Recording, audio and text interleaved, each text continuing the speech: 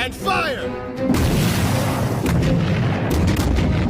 Come to the will of the unsleeping, shining officer. Ikta is a lazy, womanizing man, but he's an undeniable strategic and tactical genius. He wants nothing more than to live a peaceful life, but he's convinced by his longtime friend, Yatori, to take an officer exam to join the war. But after he and his squad rescue the princess, he's made an imperial knight, a soldier, and a hero, 3 things he never wanted to be. Although his journey is only beginning, Ikta will eventually come to be known as a great general known as the Invincible Sloth. To quote Shakespeare, some are born great, some achieve greatness, and some have greatness thrust upon them. The Cat Varna Empire is fighting a losing war against the neighboring Republic of Kyoka. In the Cat Varna Empire, Ikta, an orphan, is pessimistic that the war against Kyoka can be won. With the nudging of his longtime acquaintance Yatori, he agrees to join the war. Yatori is a daughter of the Igzem family, a line of nobles famous for their martial prowess and swordsmanship. As they board their ship, Ikta and Yatori meet their cabin mates. Hiroma, a beautiful woman and older sister of 5, whom Ikta immediately tries flirting with. She's accompanied by her water spirit, Mill. Matthew, a stout man from the Tedrich family who is self-conscious of his line's low status amongst the nobility. He bears the wind spirit, too. Torway, a handsome man touted for his marksmanship skills, who Ikta hates because he looks so good. He carries the wind spirit, Safi. Yatori spots a little girl near their door, which is puzzling, considering civilians are not allowed in their ship. Suddenly, they're violently thrown across the room, and Yatori notices that their cabin is flooding. They are quickly escorted to the lifeboats, but when Ikta sees the little girl fall overboard, he dives in to rescue her. When they awaken, they address the little girl as Camille, the 3rd princess of the Cat Varna Empire. Before they continue, a shivering Matthew asks if he can have his jacket back. While scouting their surroundings, Ikta and Torway learn that they're behind enemy lines at Kyoka. He suggests that surrendering is the last risky option, but Camille refuses to. Over the next few days, they do their best to survive on foraging and hunting. One afternoon, Camille helps Ikta build a hammock, which he lets her use. However, they spot a Kyoka scout blimp, and he hurriedly takes Camille to safety. That evening, Camille is nearly caught by Kyoka scouts, but Ikta reveals himself to attract their attention. Ikta pretends to be an asylum seeker, lowering the enemy's guards and allowing them to kill them one by one. Ikta interrogates one of the surviving scouts regarding the location of their base and blimp. He collects the soul stones of the enemy sprites, promising to return them to the nearest church. The next day, Ikta executes his brilliant plan. He pretends to be a Kyoka soldier who has captured enemies. He meets with the local commander and points out the runaway blimp. He lies and says that it was stolen, and its thief will only return if his family is allowed to return. Faced with a quick-time event, the commander decides to let them go. When they return to Cat Varna, they're hailed as heroes. 1 month later, Ikta and his friends lounge at the Imperial Palace. They then receive grim news. As Ikta had predicted, the eastern region of Cat Varna has fallen, and the famed General Riktan is killed in action. They're taken to the capital, Banahatal, where they're made Imperial Knights. Ikta is visibly infuriated. Camille later admits she used them as a political tool to raise morale, ever since the eastern region was defeated. She also reveals she knows quite a bit about Ikta, such as his father being Bara Sankre, a brilliant general who disobeyed orders and was executed as a result, and Rai, a blasphemous doctor he studied under who sought asylum in Kyoka, and Yuka, a woman taken from Kyoka as a prize and given to his father. Ikta is enraged and threatens to snap her neck, and Yatori is forced to hold him down. The other soldiers are given their old weapons back during the celebration party, which the late General Riktan had ordered retrieved in their behalf. Meanwhile, Ikta tells Yatori that in one day, he has become the 3 things he never wanted to be: a noble, a soldier, and a hero. As Imperial Knights, Ikta and the others are granted immediate admission into a prestigious officer school. Ikta suffers from the strenuous physical demands of training, but he excels in tactical lessons, impressing his classmates and leaving his professor speechless. Meanwhile, Torway shows impressive marksmanship and potential as a sniper. He runs into his brothers, Sarihaslag and Sushuraf. They call Torway a coward and doubt his usefulness during Camille's rescue. Ikta comes to his defense, provoking Sarihaslag into attacking by calling him an idiot. He buys enough time for Camille and Yatori to arrive, the latter of whom beats the remaining goons. Sarihaslag retreats for now, but he warns Ikta that this is not over. 3 months later, they're all given the chance to lead a platoon of soldiers in a military exercise. Ikta is assigned to the Light Troops 3rd Battalion, and he meets Sergeant Suya, whose mother he banged a few years ago. This loses him respect among his troops, and they refuse to follow his orders. Details regarding the mock battle are announced, pitting Ikta, Matthew, and Torway against Sarihaslag, Seshurav, and Yatori. Ikta later speaks with Suya and learns that she refuses to let him command the platoon not out of a personal grudge, but because she believes his physical ineptitude makes him unfit to lead.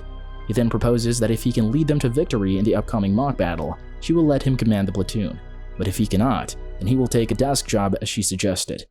On the day of the mock battle, Ikta makes excellent marching time by having his platoon leave behind unnecessary equipment before making camp by the Kuriri River. His actions go against conventional military tactics, leaving Suya speechless. The next day, Sarihaslag is stunned to learn that Ikta has camped further south than where they were recommended to go. As Sarihaslag orders a hasty march down the river, Ikta prepares his troops for battle, on the day on which his genius was first shown to the world. When Sarihaslag and his men arrive at the Kuriri River, he sees a detachment of Ikta's men enter a nearby forest. He assumes that they are attempting a pincer movement, so he sends Yatori and her battalion to intercept him. Sarihaslag is confident that the river is a natural defensive barrier, especially since it rained the previous night. Unbeknownst to him, Ikta had felled some trees the previous night to create a nearly unseen bridge, allowing his men to make a frontal charge. The attack catches Sarihaslag off guard, and he himself is almost eliminated. He orders a general retreat, but Ikta claims a tactical victory. Frustrated, Sarihaslag orders an ambush deep in the forest, but Ikta has outmaneuvered him, placing his troops between them and the general exit, meaning they win by default if Sarihaslag is unable to make it back. He orders another march, but as he declares for his men to charge, Torway no-scopes him from a mile away. Ikta eventually wins the engagement, and his troops are overjoyed, but Ikta singles out 4 of his men, Gwemp, Aigi, Bayo, and Tobai, for disobeying his orders. He tells his men to follow him in his philosophy. A lazy war is an easy war, which is met with thunderous applause. Meanwhile, Camille is lured into a forest where she's betrayed and kidnapped by Captain Isan. Fortunately, Yatori is quick to intercept them, and she threatens Isan to let Camille go. He explains that they are former soldiers of General Riktan. They kidnap the princess for revenge. Isan overpowers Yatori, but Torway kills him from afar, allowing her to kill the remaining traitors like a hurricane. Ikta arrives in time to calm Yatori down, and he speaks to a dying Isan, sympathizing with his motivations to kidnap Camille. Isan remarks that Ikta's tactics are eerily similar to those of Bada's, but before he can reply, Isan dies. He tries to cheer the princess up by saying she's red all over, but this makes her cry instead. In her youth, Yatori is sent abroad to study under Bada Sangre, where she first meets Ikta. It is also here that she meets the eccentric Dr. Anarai, who teaches her the basics of science, such as how to make new flavors of ice cream. Seeing as she's way too formal and stiff, Ikta invites her out to play, which involves playing pranks on generals and stealing supplies from the kitchen. He invites her to his home to play chess and dine with his family. Ikta invites Yatori to come be a scientist with him so they can uncover the secrets of the world, but she says her duty as an Ixim has always been to be a soldier in the army. One afternoon, they accompany Bajin and his wife on a survey in the mountains, but the pair return to the main camp after forgetting some vital tools. While they're away, Ikta and Yatori are trapped indoors by wolves. They have to use what little tools and wits they have to kill them all before Bajin returns. They set up elaborate home alone traps and fire on the walls from afar, but they begin to run low on ammunition, and the pack begin to overwhelm the thin wooden walls. When the pack finally breaks in, they retreat into a panic room, where Yatori considers sacrificing herself to let Ikta escape. He calls her decision foolish and promises to be her left hand. If they work together, they can be invincible. After setting the house on fire, they make it out and have a tense showdown against the last pair of wolves, but they lick their wounds and retreat with their young. Soon after that incident, Bada was arrested, while Ikta and his mother disappeared. But years later, she once again meets Ikta, who asks her to come with him. Ikta receives news that Anarai's box, a collection of research data, will soon be revealed.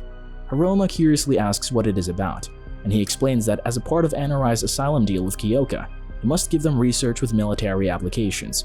Thus, he predicts the release of Anarai's box will change the landscape of war. Later, Ikta, Matthew, and Torway discuss their upcoming 6-month assignment at the Northern Garrison, way up in the north. Matthew thinks it will be boring, with the only thing of note being the nearby Synax tribes, but Ikta tempts him with tales of the Synax matriarchal society, such as females entering your bed at night. When they arrive at the Northern Garrison, they're subjected to a lengthy speech by its commander, Lieutenant General Tamtux. During the banquet, they are introduced to Major Yukshiran, who assigns them their respective battalions during their stay there. Ikta meets First Lieutenant Senpa, a seedy-looking man, and his commander. Suddenly, Warrant Officer Dane Kun challenges and loses to Yatori in a duel. Ikta explains to his friends that the swordsmanship of the Igzem family is a testament to their invincibility, the proof being that they're the only family allowed to dual wield. He reminds Camille that no matter what her dreams may be, they are only possible because soldiers like Yatori fight to make them a reality. During a fielding exercise around the Sinic tribes, Senpa demonstrates the vastness of the Elaphatra Mountains, which serve as a natural defensive barrier. However, he notices that Ikta is missing. Ikta protects Private Kana from a corrupt commanding officer who is confiscating books to sell under the table. Ikta picks up a book that Dr. Anarai authored and considers Kana a fellow devotee. Senpa arrives and drags Ikta away from some disciplining, but he manages to struggle loose. In the process, he sees something disturbing in the dungeons. Meanwhile, Nanaku, the chieftain of the Sinic tribe, plots an attack on the northern garrison. Ikta returns to the mess hall a shriveled husk due to Senpa's punishment. As they tend to his wounds, Camille gives him a lap pillow, but he complains that he'd prefer someone with more meat in their legs. The next day, they're sent out on an escort mission. They stop at a nearby town, where it is revealed that Ikta stowed away and fell asleep in one of the carts. He takes Kana with him to tour the city, and learns that Lieutenant General Tamtux delegates most of his tasks to Major Yukshiram, but he takes personal charge whenever the Sinic tribe are involved. This coincides with what he saw in the dungeons, thousands of sprites stolen from the Sinic tribes, which Senpa says was Tamtuk's direct order. The act was meant to break their morale, and based on the lack of activity for 6 months, it seems to be working. Kana impresses Ikta with her analysis of the differences between their sprite worship and that of the Sinic tribes, namely the tribe's absence of reference to Alderamin, an almighty god. Meanwhile, Major Yukshiram and his men are ambushed by Sinic tribesmen. Yatori finds them all slaughtered and gives pursuit. Ikta and Kana arrive soon after, and he notices Alderamin pilgrim clothes that the Sinic left behind. Yatori chases the assassins to a nearby gorge, where she's confronted by Nanaku, who declares a rebellion and holy war against the Cat Varna Empire, in retaliation for the repressive rule and, above all, the theft of their spirits. This news does not seem to shake Tamtux, who simply sees it as an opportunity to conduct a purge. Ikta is also skeptical of the war, noting that the term holy war does not exist in the Sinic language. Instead, he suspects that someone else is directing them behind the scenes. The next day, Camille is sent to the rear for her own protection. She tells her friends that she wants to see them alive by the time she gets back. The war against the Sinic begins, but neither side could have anticipated that it would become one of the bloodiest civil conflicts in the Empire's history. Tamtux is frustrated that the campaign has lasted 3 weeks against what he perceives as inferior monkeys. Despite hundreds of casualties per day while fighting in unfamiliar high altitudes, he refuses to call a retreat. Ikta criticizes the upper brass's decision-making, and even more so when they are sent on an escort mission near the front lines. Elsewhere, Kana's unit finds an empty fortress. They're ordered to hold it. Ikta and his friends reunite with Aroma near the front. They are suddenly attacked at night by Sinic tribesmen. But their commanding officer, Hilmish, is clearly rattled. Ikta assumes control of the troops and organizes a stalwart defense, repelling and nearly annihilating the enemy with no casualties of his own. Meanwhile, Kana is looking forward to meeting with Ikta again, whom she holds in high regard. Suddenly, they're surrounded by the Sinac. The fortress was left empty on purpose to trap them in. With the camp taken, Ikta's supply train has no target. First Lieutenant Najiru demands that the fortress be taken and orders Ikta's unit to perform recon. But Ikta retorts that if he is given command of all platoons present, he can retake the entire fortress in an hour. Using the new air rifles that Inari developed, Torway and his sharpshooters whittle down the enemy from afar. With the Sinac's artillery and suppressive fire gone, Ikta orders a frontal assault, and he retakes the fortress in record time, as promised. However, he has no time to rest, as he receives a distress report to save a garrison further up. In order to prevent alpine sickness, he delays their march by 2 days, so that his troops have time to adapt to the high altitude. When he arrives, he finds the entire garrison slaughtered. He's distraught to discover Kana's signature hair tie and her dead body nearby. When Ikta and his group arrive at the front lines, they meet Senda, recently promoted to captain. He combines their various platoons into one company and assigns Ikta to be its commander. He tells them that the war has entered its final stages, which will culminate in a 3-pronged attack up the mountain path at the main Sinic village. His first job is settling fire to the homes of Sinic villagers. Although the job is disgusting, Ikta is more critical of Tamtuk's strategy, which he calls dreadfully unscientific. While herding the villagers into refugee camps, Ikta is attacked by a small boy out of anger, but Dane-kun manages to defuse the situation. While setting up camp, Matthew asks them how they satisfy their needs. Are they heroes that bond with others, or lonely warriors? As they joke back and forth, Matthew declares he's a lonely warrior, prompting a full salute from the entire company. While ascending the mountains, Ikta manages to convince Senda to suggest that they deploy shields on their flanks to protect against projectiles. Suddenly, they're beset from nearly all sides by unseen sharpshooters and Syanak tribesmen. Realizing that the other side also has air rifles, Ikta orders Torway to lay down suppressive fire. The Kalakarm, an elite assassin unit of the Kyoka, attacks, with Tumultuous as their target. Yatori duels against Nanaku, whose bizarre swordsplay confuses her at first, but she realizes the trick and kills her wind spirit, robbing her of her mobility. However, this causes an explosion, and Nanaku escapes into chaos. However, Yatori is distracted when she sees Dane-kun being attacked, and with Torway's sharpshooters, they drive off Kala and his men. But the damage is done, and Dane-kun is killed in action. Nanaku limps back to her village, anguished that she was not even able to retrieve her spirit's soulstone, but she's horrified to find her home in flames. 9 years prior, Nanako pays a night visit to Ikta, who was visiting her village. Back in the present, Nanako bitterly fights off the invaders who raided her home, but she's pinned down. Before she's assaulted, Ikta intervenes and rescues her. The war is officially declared over, and the soldiers exhale a heavy sigh of relief. However, cavalry from the neighboring Holy Aldera Empire, responding to reports of abuse against spirits, suddenly declares war. Tumultuous is speechless, and initial reports confirm that a large Alderan army, numbering 12,000, is marching on the exhausted Katvarna forces. With less than 8,000 men remaining, Senda, with Ikta's assistance, draws up a plan for a retreat, which include a delaying force of about 600 men. However, they still have a shortage of manpower, which Ikta volunteers to fill. He frees Nanako, and using a Syanak custom of apology, he cuts off his finger as a way of apology. Nanako realizes he's the same Ikta from years ago and is overjoyed to see him. Ikta requests reinforcements from her, reasoning that if the Alderans occupy their territory, they will surely snuff out the heretical beliefs of the Syanak. This all but confirms Ikta's suspicions.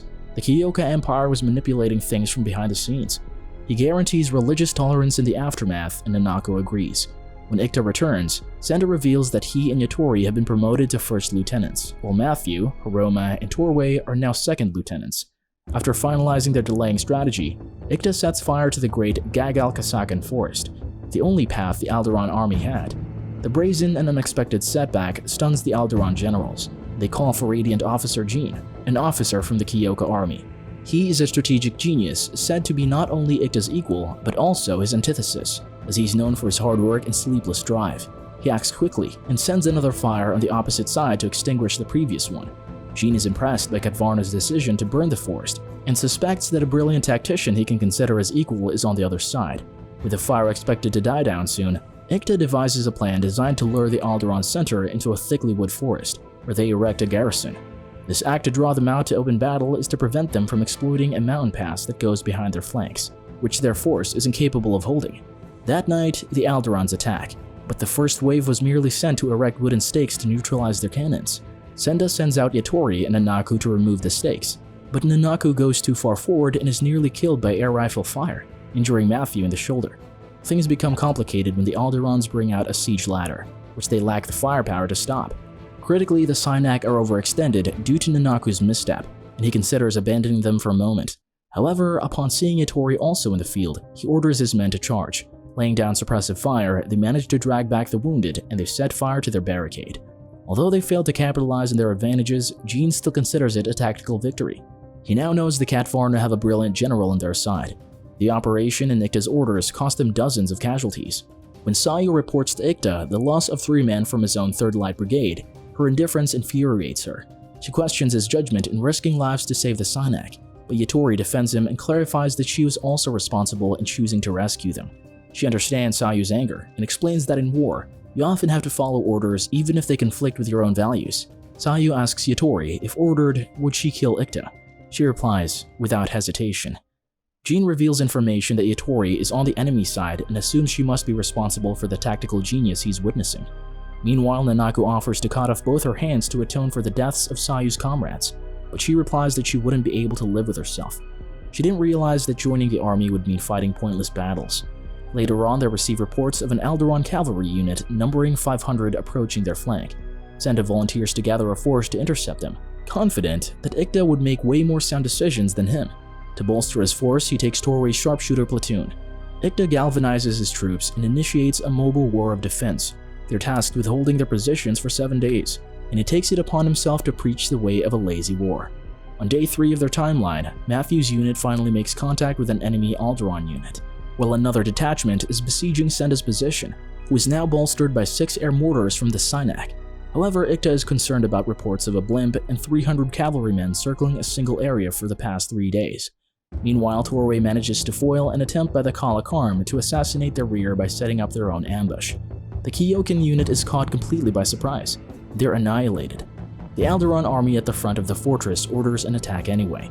Ikta receives news of his victory with relief, and he later eats dinner with the Atori, back to back as they always have. He wonders if the age of the sword is drawing to a close, but he reassures her that he will always have her back. The next day, Ikta is astounded to learn that the Alderaans have brought terrifying air howitzers to bear, which are supposedly more taboo from them to use than blimps. But he's even more surprised when cavalry units spring out of the firewall, and he realizes that the cavalry units from earlier were conducting movement exercises. He clenches his teeth. They've got him good. With 2 days still left before the Katvarna rear guard can retreat, 300 Alderaan cavalry steam in. With their backs against the wall, Ikta leaves Matthew in charge of the mobile defense plan and takes Yatori and Anaka on a special operation. Ikta lures Jean's troops to draw closer to their lines. Jean notices the path covered in straw with the smell of oil and assumes that it is a simple fire attack. He orders his troops to slowly advance, but Ikta's men burst from underneath the straw, catching his troops completely by surprise.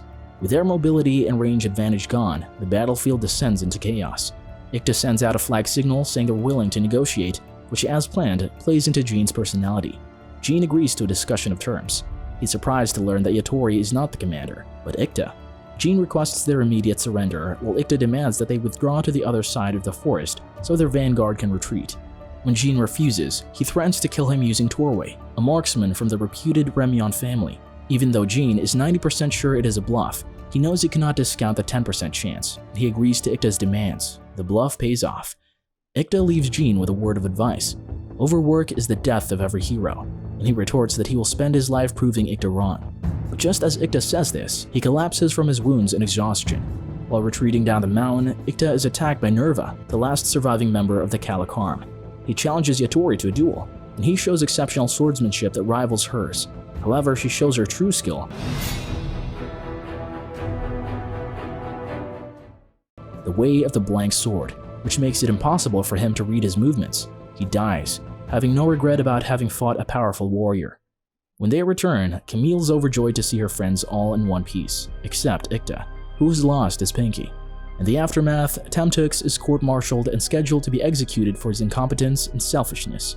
Later, Camille asks Ikta what he thinks of the Katvarna Empire. He replies that it is in decline, gets more corrupt by the day, and is filled with incompetence. Upon hearing his answer, she makes a strange request. She asks Ikta to rise to the highest ranks of the military, after which she will have him lose the war in a way that will attract Kyokan values to the Empire. Thus begins Ikta's greatest challenge as a strategist and tactician, to lose the war without losing it completely.